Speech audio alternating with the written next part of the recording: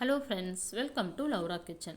நம்ம இன்றைக்கி இந்த வீடியோவில் என்ன பார்க்க போகிறோன்னா, டொமேட்டோ கறி எப்படி செய்கிறதுன்னு பார்க்கலாம். இது வந்து பார்த்திங்கன்னா தோசைக்கு, சப்பாத்திக்கு, இட்லிக்கு இது எல்லாத்துக்கும் ஒரு சூப்பரான காம்பினேஷன் தான் சொல்லலாம். வாங்க இப்போ இது எப்படி செய்கிறதுன்னு பார்க்கலாம். இப்போ வந்து அடுப்பில் வானல் வச்சுக்கோங்க. வானல் காஞ்சதும் 2 ஸ்பூன் அளவுக்கு வேர்க்கடலை சேர்த்துக்கோங்க. வேர்க்கடலை வந்து நல்லா கொஞ்சம் பொன்னிறமாக வதங்கினதும், ரொம்ப வறுபட வேணாம், மீடியமாக வறுத்தா போதும். அப்புறம் இது வறுத்ததும் இது கூடவே வந்து 1 ஸ்பூன் அளவுக்கு தனியா சேர்த்துக்கோங்க.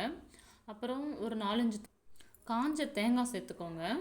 இது கூடவே வந்துட்டு ஒரு ஏலக்காய், ஒரு பட்டை, 2 கிராம்பு, அப்புறம் அது வெள்ளை எள்ளு இருக்குது பார்த்தீங்களா, அது வந்து ஒரு 2 ஸ்பூன் அளவுக்கு சேர்த்துக்கோங்க.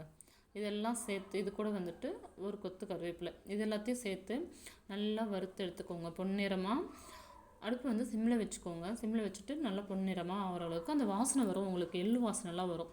அந்தளவுக்கு வறுத்து எடுத்துகிட்டு ஆற வச்சுட்டு இதை வந்து மிக்சிக்கு போட்டு நல்லா அரைச்சிடுங்க. முதல்ல வந்து தண்ணி ஊற்றாமல் அரைச்சிக்கோங்க.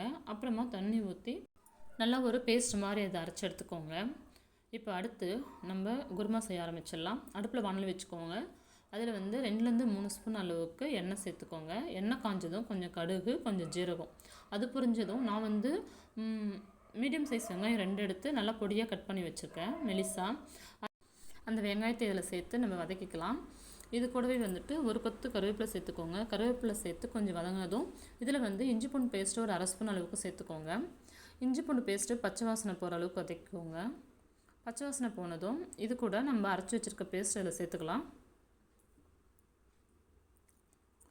பேஸ்ட்டு சேர்த்துட்டு இதுக்கு தேவையான மசாலாலாம் சேர்த்துடலாம். இப்போ 1 ஸ்பூன் அளவுக்கு கரம் மசாலா, 1/4 டீஸ்பூன் அளவுக்கு மஞ்சள்தூள், 1 ஸ்பூன் அளவுக்கு மிளகாய்த்தூள், இதெல்லாம் சேர்த்து நல்லா ஒரு வாட்டி கிண்டி விட்டுக்கோங்க. இப்போது அடுத்து நம்ம இதில் வந்து தக்காளி சேர்த்துக்கலாம். இந்த தக்காளி வந்து பார்த்திங்கன்னா மேலே இருக்க காம்பை எடுத்துகிட்டு 4ஆக கட் பண்ணிக்கோங்க. சின்ன சைஸ் தக்காளியாக இருந்தால் போட்டுக்கோங்க, பெருசு போட்டால் அவ்வளோ நல்லா இருக்காது.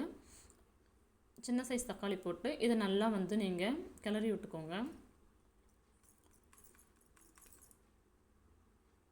நீங்கள் தண்ணி இப்போதைக்கு கொஞ்சம் மட்டும் ஊற்றிக்கோங்க. அப்புறம் நம்ம கொஞ்சம் தக்காளி வதங்கினதும் தண்ணி சேர்த்துக்கலாம். இதை நல்லா கொஞ்சம் எண்ணெய் பிரிஞ்சு வர அளவுக்கு வதக்கிக்கோங்க. உங்களுக்கு பார்த்தா தெரியும், ஓரளவுக்கு எண்ணெய்லாம் மேலே பிரிஞ்சு வந்திருக்கு பாருங்கள். இந்த ஸ்டேஜில் நம்ம இப்போ இதில் தண்ணி சேர்த்துக்கலாம். உங்களுக்கு வேணுங்கிற அளவுக்கு தண்ணி சேர்த்துக்கோங்க. அதுக்கடுத்து ஒரு சின்ன நெல்லிக்காய் சைஸ் அளவுக்கு புளி தண்ணி கரைச்சி வச்சுருக்கேன், அந்த தண்ணி இதில் சேர்த்துக்கலாம்.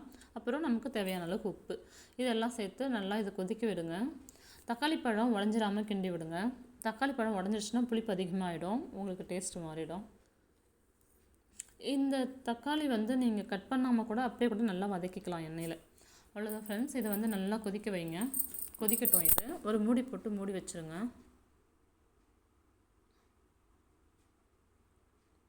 பாருங்கள், உங்களுக்கே தெரியும் நல்லா இது வந்துட்டு சுண்டிடுச்சு, கொதிச்சு நல்லா சுண்டிடுச்சு.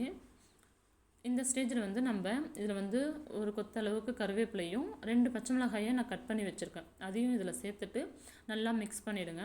மிக்ஸ் பண்ணிவிட்டு நம்ம அப்படியே இதை வந்து சப்பாத்திக்கு, தோசைக்கு, இட்லிக்கு எதுக்கு வேணாலும் நம்ம சாப்பிட்லாம். சூப்பராக இருக்கும். கண்டிப்பாக நீங்களும் ஒரு வாட்டி ட்ரை பண்ணி பாருங்கள். இந்த வீடியோ பிடிச்சிருந்தா லைக் பண்ணுங்கள், ஷேர் பண்ணுங்கள். தேங்க்யூ.